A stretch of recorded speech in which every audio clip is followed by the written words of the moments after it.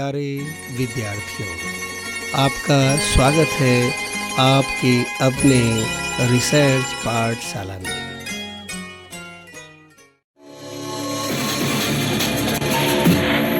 आप सुन रहे हैं रेडियो रिसर्च 90.8 FM। आइए जाने भारतीय संविधान से संबंधित कुछ महत्वपूर्ण बातें। आइए जानते हैं भारतीय संविधान के विकास का संक्षिप्त इतिहास। भारतीय संविधान के विकास का संक्षिप्त इतिहास।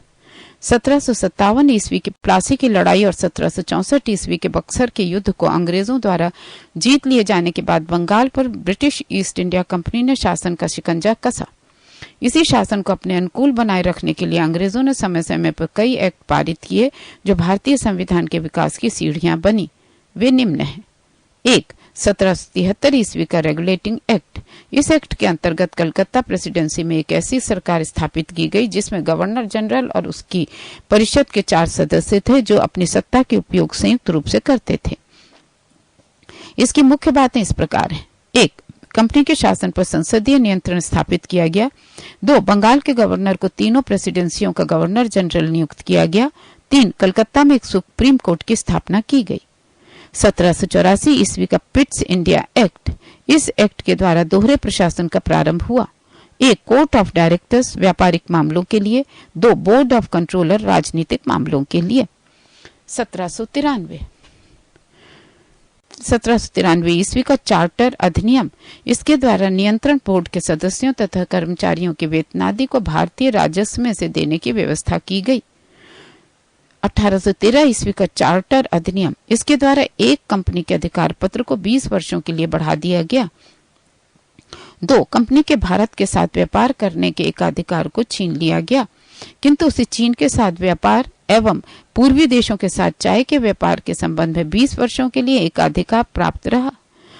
3. कुछ सीमाओं के अधीन सभी ब्रिटिश नागरिकों के लिए भारत के साथ व्यापार खोल दिया गया। 1833 ईस्वी का चार्टर अधिनियम।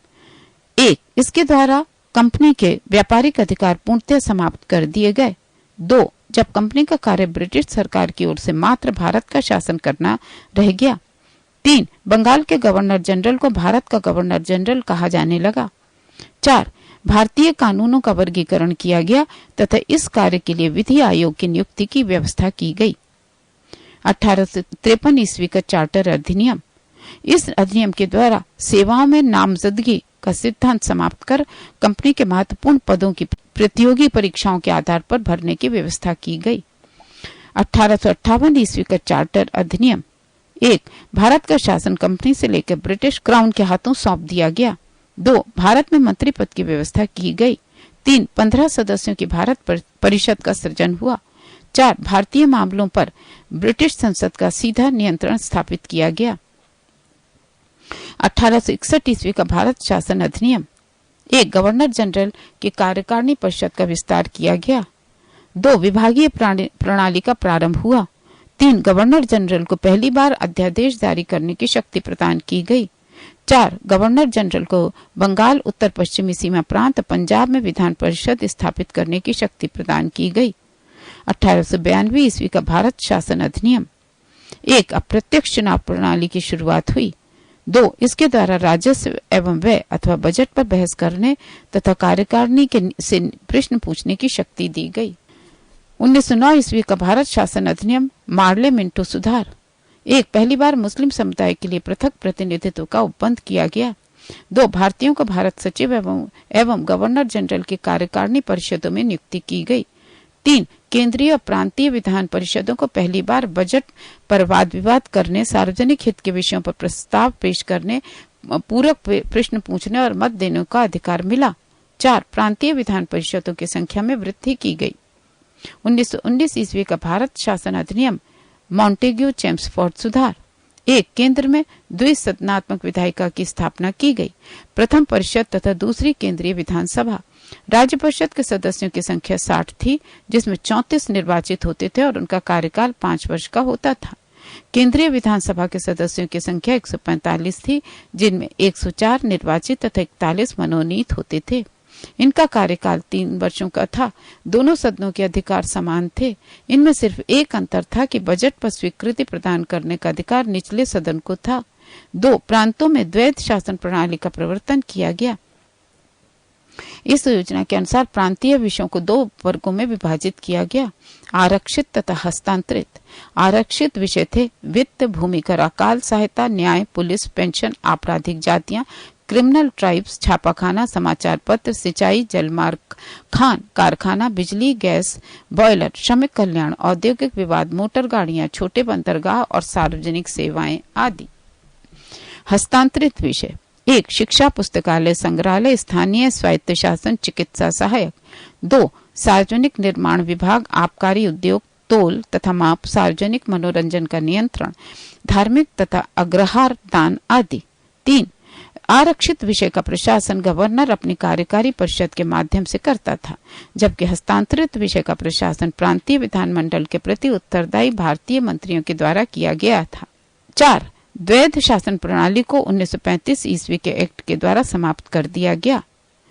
5 भारत सचिव को अधिकार दिया गया कि वो भारत में महालेखा परीक्षक की नियुक्ति कर सकता है। 6 इस अधिनियम ने भारत में एक लोक सेवा आयोग के गठन का प्रावधान किया। 1935 ईस्वी का भारत शासन अधिनियम। 1935 ईस्वी के अधिनियम में 451 धाराएं और 15 परिशिष्ट थे। इस अधिनियम की मुख्य विशेषताएं इस प्रकार हैं। 1 अखिल भारतीय संघ। ये संघ 11 ब्रिटिश प्रांतों, 6 चीफ कमिश्नर के क्षेत्रों और उन देशी रियासतों से मिलकर बनना था जो स्वेच्छा से संघ में सम्मिलित हों। प्रांतों के लिए संघ में सम्मिलित होना अनिवार्य था, किंतु देशी रियासतों के लिए यह ऐच्छिक था। देशी रियासतें संघ में सम्मिलित नहीं हुई और प्रस्तावित संघ की स्थापना संबंधी घोषणा पत्र जारी करने का अवसर ही नहीं आया। 2 प्रांतीय स्वायत्तता। इस अधिनियम के द्वारा प्रांतों में द्वैध शासन व्यवस्था का अंत कर उन्हें एक स्वतंत्र और स्वशासित संवैधानिक आधार प्रदान किया गया। 3 केंद्र में द्वैध शासन की स्थापना। कुछ संघीय विषयों ब्रैकेट में सुरक्षा, वैदेशिक संबंध, धार्मिक मामले को गवर्नर जनरल के हाथों में सुरक्षित रखा गया।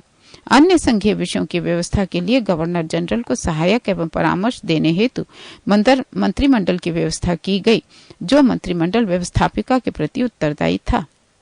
4 संघीय न्यायालय की व्यवस्था। इसका अधिकारी क्षेत्र प्रांतों तथा रियासतों तक विस्तृत था। इस न्यायालय में एक मुख्य न्यायाधीश तथा 2 अन्य न्यायाधीशों की व्यवस्था थी। न्यायालय से संबंधित अंतिम शक्ति प्रिवी काउंसिल या लंदन को प्राप्त थी। ब्रिटिश संसद की सर्वोच्चता। इस अधिनियम में किसी भी प्रकार के परिवर्तन का अधिकार ब्रिटिश संसद के पास था। प्रांतीय विधानमंडल और संघीय व्यवस्थापिका इसमें किसी प्रकार का परिवर्तन नहीं कर सकते थे। भारत परिषद का अंत। इस अधिनियम के द्वारा भारत परिषद का अंत कर दिया गया।